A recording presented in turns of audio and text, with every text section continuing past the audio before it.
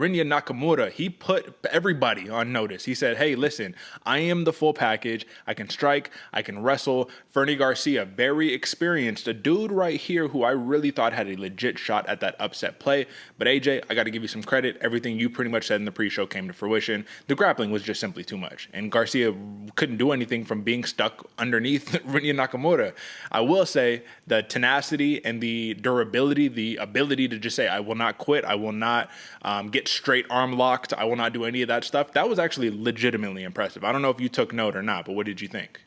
Oh, dog, Fernie Garcia is a dog. I was Yeah. telling you folks at the beginning in the pre-show, you cannot discount Fernie Garcia in this because he is an absolute dog. Even if it looks like he has given up on himself, he hasn't. He's just in there chilling, waiting for his opportunity. Yeah, the coach, screaming at him, doing all the stuff. Very pointed, but still, nonetheless, Fernie Garcia never quit on himself, which is one of the most impressive things you can do in a cage. Because if you got, dude, Rinya Nakamura, this guy, like we said in the pre-show, Olympics level wrestler, has you in all kinds of positions, man, north, south, straight armbar, whatever it is. He was controlling, dominating you on the ground, and you still didn't give up. Took this dude full 15 minutes with what I think Nakamura had like 13 minutes of ground control time or some crazy shit like that. Like this was a very impressive fight for Nakamura as well as a very telling fight for Fernie Garcia in this one, man. You can no love lost, no shame lost to or no shame given to Fernie Garcia, I should say. Very impressive fight for both guys. A little more impressive for Fernie for not getting finished by Nakamura. That's the big one right there. I want to talk about. Do you think the rest of the the boys in the back, the rest of the division has started to see a little hole in Nakamura because he wasn't able to finish Garcia, or do you think this was just purely Garcia being a dog?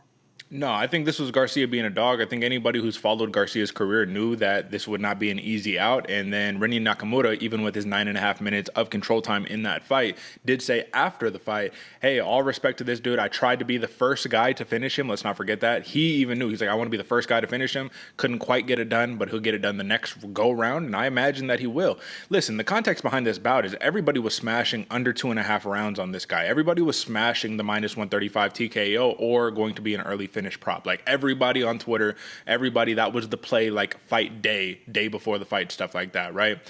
That's the thing though, man. Plus 400 decision, you would have made out fat right there if you would have understood the context behind Fernie Garcia is not an easy guy to get out of there, man. You have him in the worst positions and he will not quit on himself.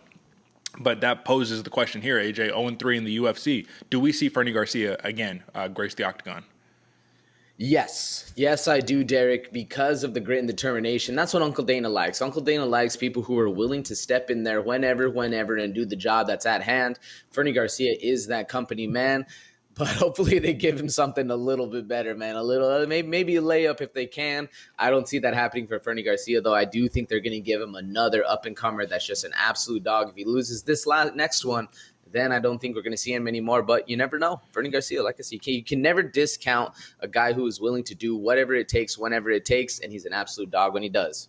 This is the second decision victory win for Rinya Nakamura in his career. I think, if anything, he's just showing to people I'm not a one-trick pony and that I can actually do this. In my opinion, this is the next big prospect out of Japan. We already have a fun one on deck, but this is going to be the next one, Rinya Nakamura. Do you agree, or do you think that it's too early to say he's the next guy?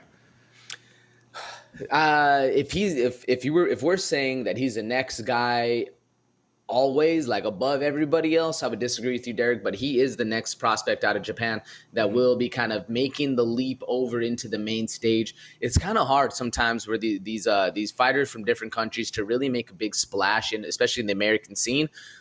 Whether that's American culture, whatever it is. But now I do think there's a couple people, you have the Ian Garys, you have now the Rinya Nakamuras. You have a lot of these people that are finally getting the shine they deserve.